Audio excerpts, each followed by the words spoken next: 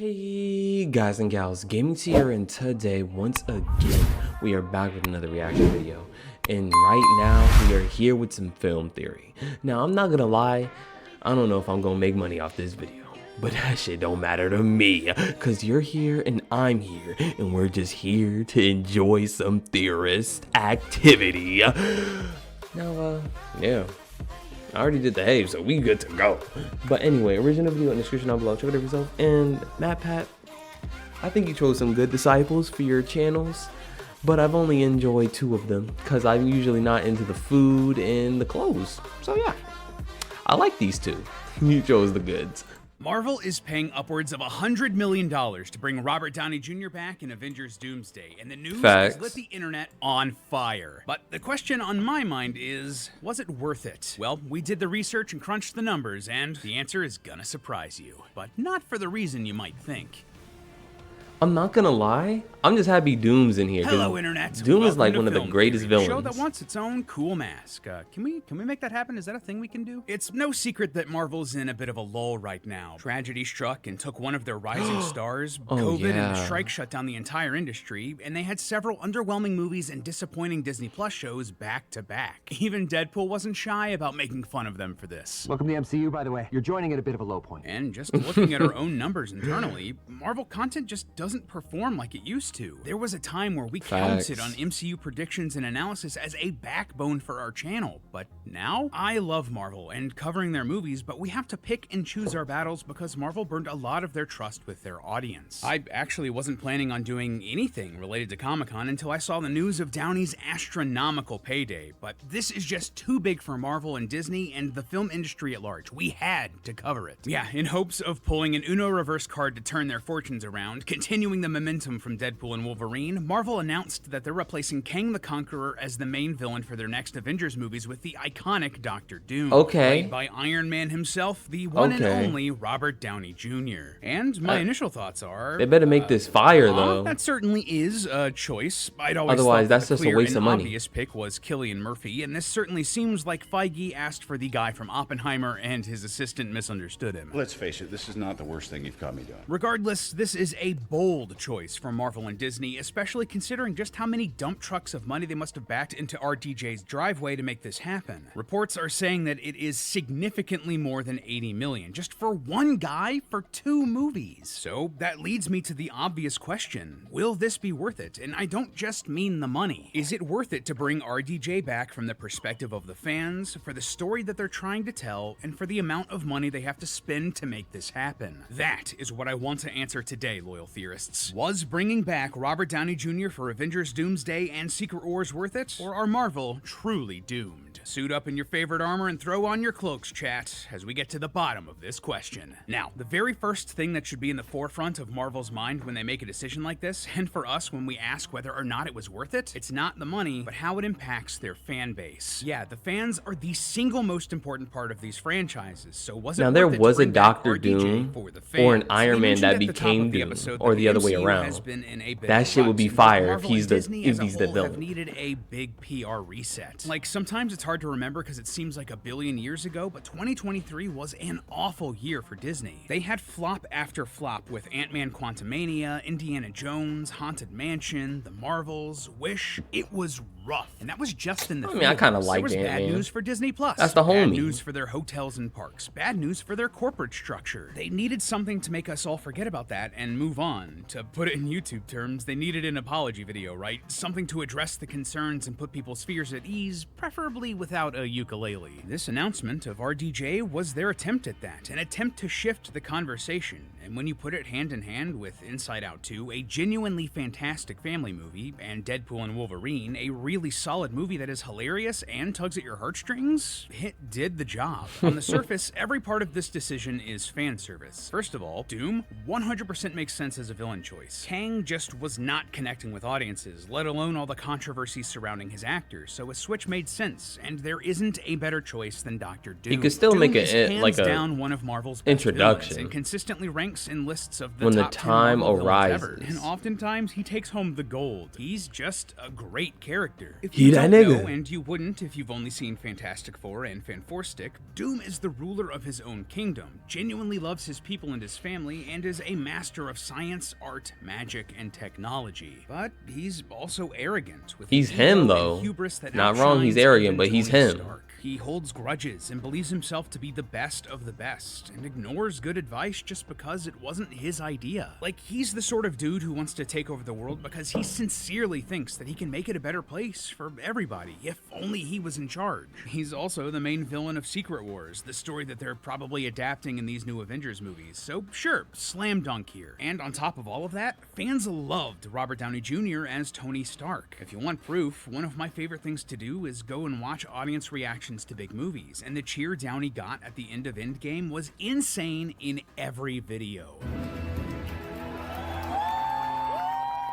Getting him back into the MCU was always going to be a big card that Marvel could play to renew interest with the fans, and on the surface, I think it was a good call. But if you dig just a little bit deeper, reactions to this news has been surprisingly mixed. Like, sure, the initial reaction was wildly positive. The room at Comic-Con went absolutely ballistic when they announced it.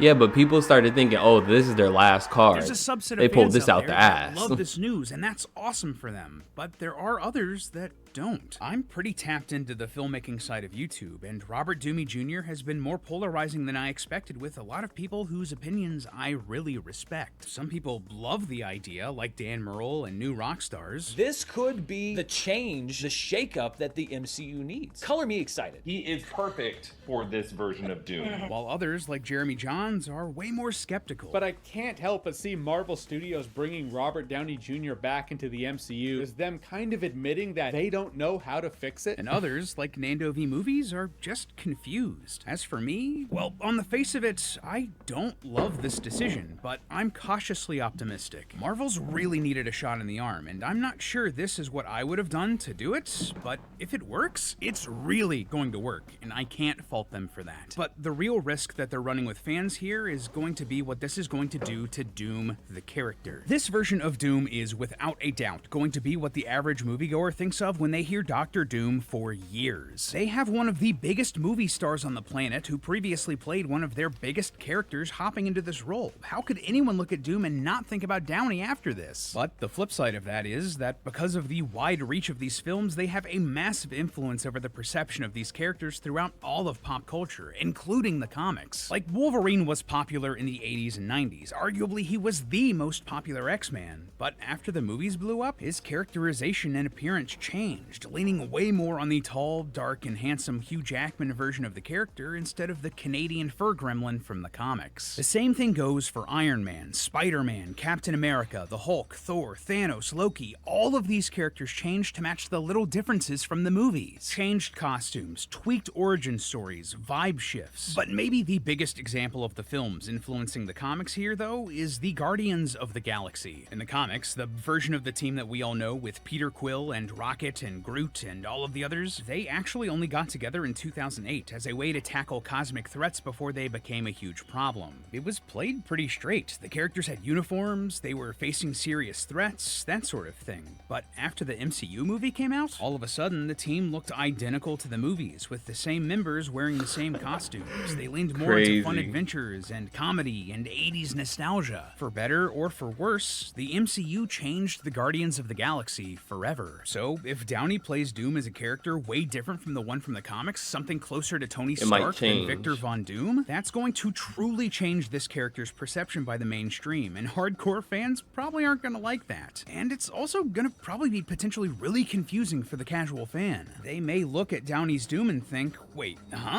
why is Iron Man green and suddenly bad now? And what if they want to bring Doom back in the future with a different actor? I do not envy the job that they're going to have to do. That is just going to be an even even bigger headache, unless they're Just say it's the comfortable shelling out multiverse. $50 million or more Just for say it's Downey the every time he comes multiverse. back for a movie, which is just not sustainable. And so now, with all of that in mind, we have to ask, from the fans' perspective, was this worth it for Marvel? At this point, it's hard to say. In the short term, yes, absolutely this will be worth it. Alongside the success of Deadpool and Wolverine, this casting decision instantly changed the conversation around Avengers 5 and the MCU. But in the long term, a lot has to work for this to go well, including the story of this character, which brings me to the next point. Is this worth it for the story, for the narrative? Was it worth it to change the story to star Doctor Doom? So the first hurdle they need to clear here is whether or not there's enough time to build up Doom as the big bad for this story. At first, you might think the answer is no. I mean, Thanos was teased for years before he became the main villain for the Avengers. How are they going to make that work for Doom in just one movie? Well, counterpoint, did they really build up Thanos for years? Think about it. He was in a post-credits scene in the Avengers where he smiled. There was like a 2-minute scene in Guardians that everyone forgets about. And then, I guess Gamora and Nebula mention him sometimes. And he had one line in the Age of Ultron post-credits scene. Most of the real build-up for the Infinity Saga was for the Infinity Stones. Thanos himself didn't really become a character until Infinity War, and no one thinks that that didn't work. So applying that to Doom in the Multiverse Saga, Marvel certainly has been building up the multiverse for better or for worse. I've never seen the end credits some screen time until in recently. Fantastic Four First Steps, and even if he doesn't, this specific team of producers, writers, and directors have made quote-unquote new villains like this work in the past. Plus, the story that they're building up to here, Secret Wars, like I mentioned earlier, its main villain is Doom, and sees him ascending to godhood as he salvages parts of different universes to make a new universe called Battleworld. Honestly, given everything that they've been building up in the Multiverse Saga, that sounds like the perfect setup for this upcoming movie. They could take bits and pieces from the MCU, the Fox-Men, the Sony Spider-Man movies, and all of their old obscure Marvel films and make an ultimate crossover. So yeah, the switch to Doom here makes sense. And you could bring back all the But Peters. the real question here for our narrative concerns comes down to what A type new Iron of Doom Man. you're going to do. See, the Victor Von Doom from the comics is a really unique character in that we almost never see his face. What if He was Robert Downey horribly plays scarred in Iron an Man accident and prefers to stay fucking, inside his suit of armor, Darth Vader style. Dr. Doom? This is absolutely a direction Marvel could go with here, casting That'd be RDJ in a crazy. glorified voice role But like it the would make Mandalorian and sense keeping the 'cause character it's entirely breaking separate through from the everything else multiverse Downey did in to the multiple MCU. They different could keep him dimensions. under that mask. But let's be real, there's no way they're doing this. They did not pay $100 million or more for a name on a poster. They want Downey and his face in this movie for as long as they can have him. No, the second and far more likely option is that Doctor Doom is going to be showing his face and often, and that he's gonna look like RDJ. Even more straightforwardly, he could just be a variant of Tony Stark, but evil. Someone who wanted to put a suit of armor around the world and succeeded, or went down a darker path to make it happen. A lot of smart people here on YouTube have already connected those dots and thrown out that idea, and, well, I'm mixed on it. While it would be very inaccurate for the comics, and as we've already said, this interpretation of Doom is going to be what most people associate with the character for a long time, I also have to admit that there's a lot of incredible story potential here. Having this villain literally wearing the face of the greatest hero of the MCU, right off the bat, that is storytelling gold. But also consider this, how would Spider-Man react seeing his mentor and hero twisted into an evil dictator? How would this Tony Doom react to seeing this bright-eyed spider kid light up seeing him and then get devastated when he realizes the dark path he went down? And that's to say nothing of other characters like Banner or Thor, or hell, even Happy Hogan react to seeing their longtime friend and ally become the worst villain in the multiverse. There's also a lot of potential for meta storytelling here, with the newer heroes of the MCU like Shang-Chi, Miss Marvel, and Moon Knight battling an incarnation of the old MCU, someone who represents the first few phases that is currently a shadow looming over their head. Same thing with multiversal characters from older, pre-MCU movies like Wolverine, Tobey Spider-Man, and Blade. They also get the opportunity to go head-to-head against the same representation of the MCU that made their movies obsolete. All of that is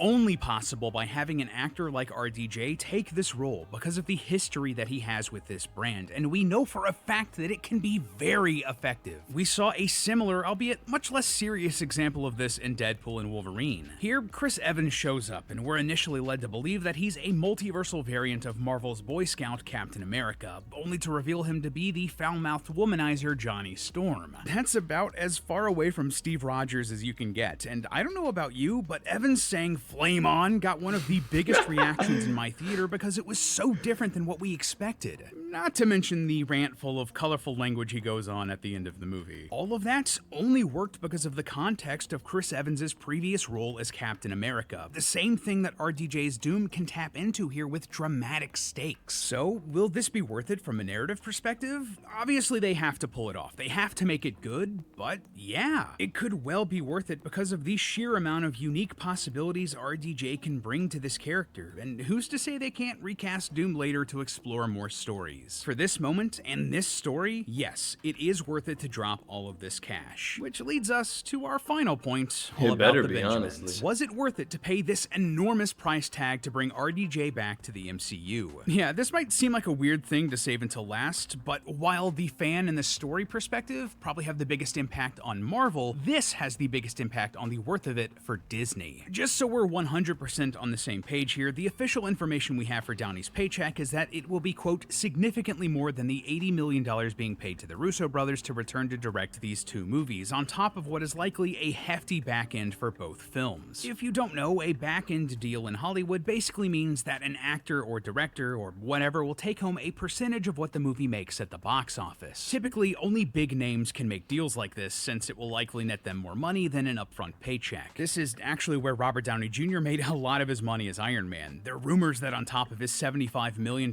salary for Avengers Endgame, Downey negotiated a back-end deal that netted him another $55 million. While these are just rumors, honestly, that sounds about right for the amount of star power and importance Downey had for the MCU franchise at that point. It also makes the idea that he's getting upwards of $100 million for Doomsday and Secret Wars absolutely realistic. Also, it's just mind-blowing to me. There are movies, really good movies, made for less money than they're paying this guy. That is just, it's insane. Anyway, so with all of that in mind, is that huge paycheck worth just one Robert Downey Jr. for two movies? Well, from a box office perspective, abso-frickin-lutely. If there's one thing Marvel's great at, it's mining the nostalgia of their fans and making fun movies out of it. Just look at their biggest movie since Endgame. Hype for Multiverse of Madness lent on cameos and fan casting that people wanted for ages, like Professor X and Mr. Fantastic. No Way Home absolutely blew up because they brought back the Maguire and Garfield Spideys and their villains, letting them all interact and giving us a glimpse into these worlds after their movies ended. And of course, Deadpool and Wolverine is just a giant love letter to the Fox X-Men movies, built off the nostalgia of bringing back Hugh Jackman as Logan. Clearly, putting these characters in new, exciting, and different stories sells. That, on top of the love that Downey has, and whatever Avengers, X-Men, Spider-Man, and Fantastic Four characters are going to show up in these movies, it's worth that price tag easy. Both Doomsday and Secret Wars are going to easily top $2 billion at the box office, and if they don't, Marvel has a bigger problem than casting. But this isn't the whole story.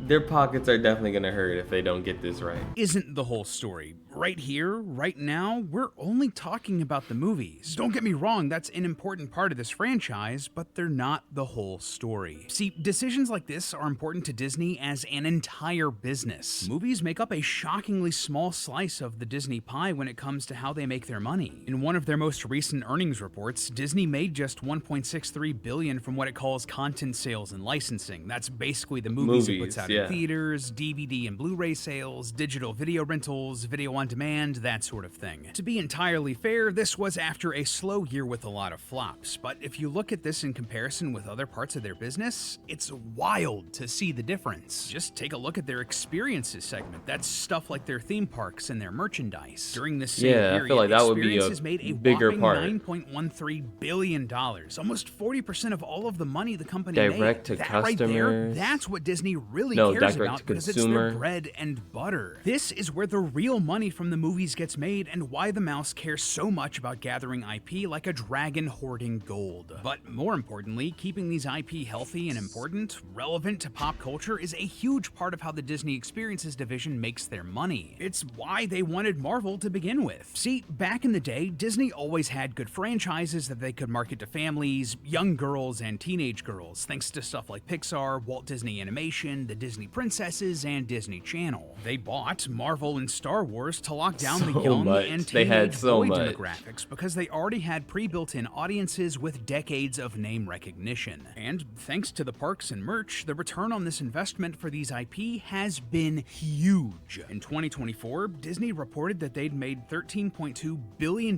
in profit from the Marvel IP. That means that after accounting for the cost of making all of the movies and manufacturing the merch and building the multiple $500 million Avengers Campus parks, they have made over $13 billion. Now, just having Doctor Doom be the villain in these next two movies would absolutely jumpstart this character in the merch and in the parks. Both Ultron and Thanos saw huge pushes after their villain debuts in the MCU. Just a couple examples. Ultron could have lasted longer. Thanos and his goons were the bad guys in Marvel No, Ultimate did he? Alliance 3, and he was also dancing his way through an entire Fortnite season, while Ultron was the main villain in Marvel vs. Capcom Infinite. I actually went to E3 2017 where they had a big booth for this game and a life-size Ultron statue that I thought was just so cool. An even more recent and probably better example here is Deadpool and Wolverine. Both of these characters have been introduced as cast members that walk around the Avengers Campus parks, host events, and that you can meet and take pictures with the characterizations from these movies. Oh,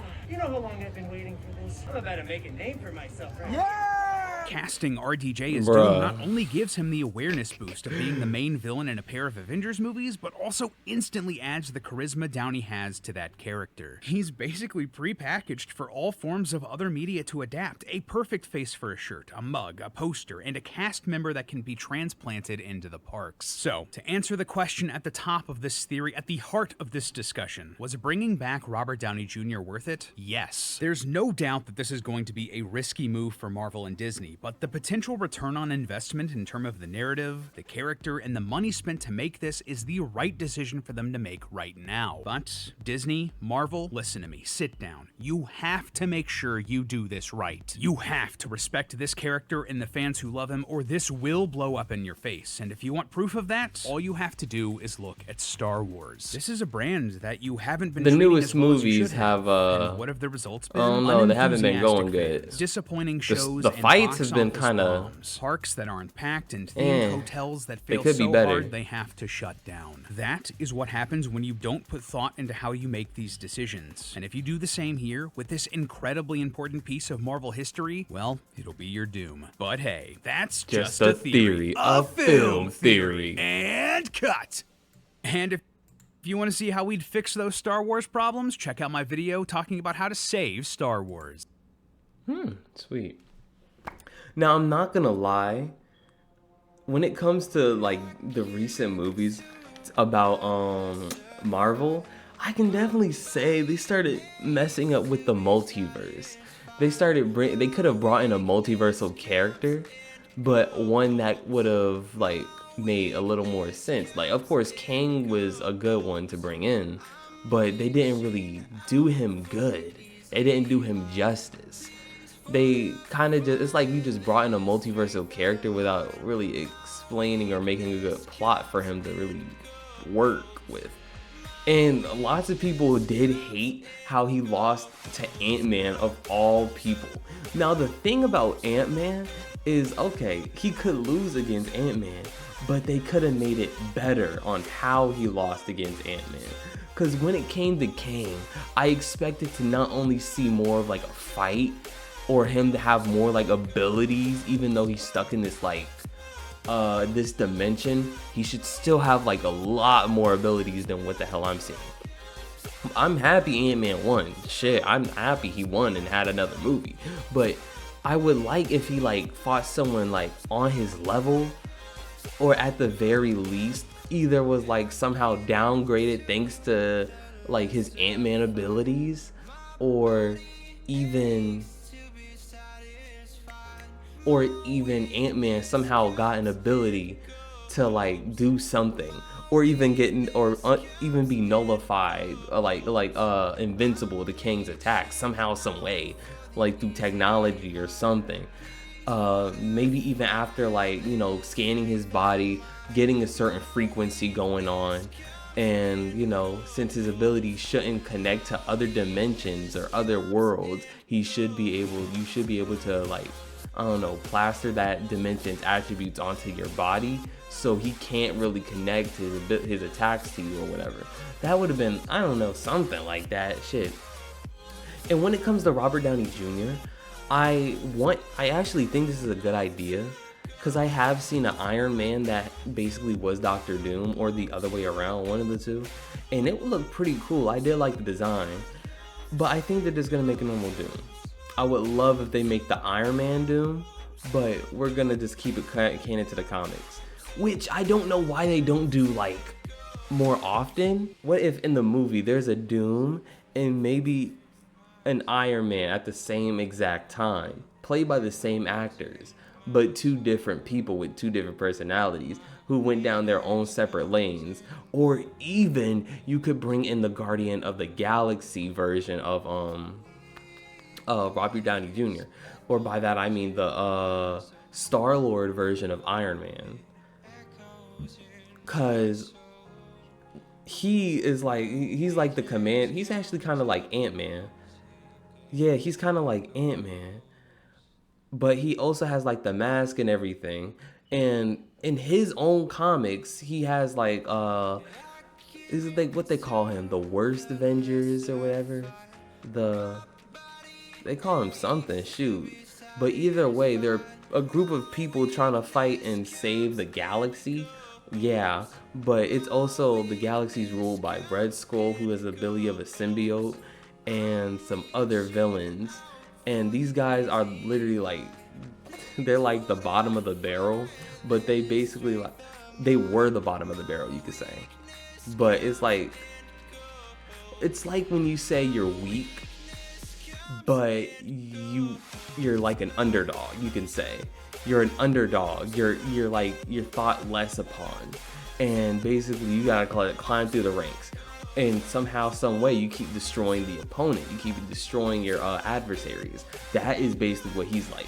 And he even went on a journey of his own to save, or even not save, but talk to other multiversal Iron Man. Like the ones that went down bad paths, ones that even, kind of commit suicide. I can't say that. I can't say that. But yeah, ones that basically just go down bad paths, or even, get addicted to something. Or one that was even like still in the cave, like he never left out, even though everyone was dead and whatnot. He was still like banging on the metal, building armor or something. But anyway, guys and gals, I hope you all like, subscribe, and enjoy the video. And if you did like, subscribe, don't hit the bell right by the subscribe button to get my notifications for when I upload next. Anyway, I am Gaming T. AKGT. I'll see you all later.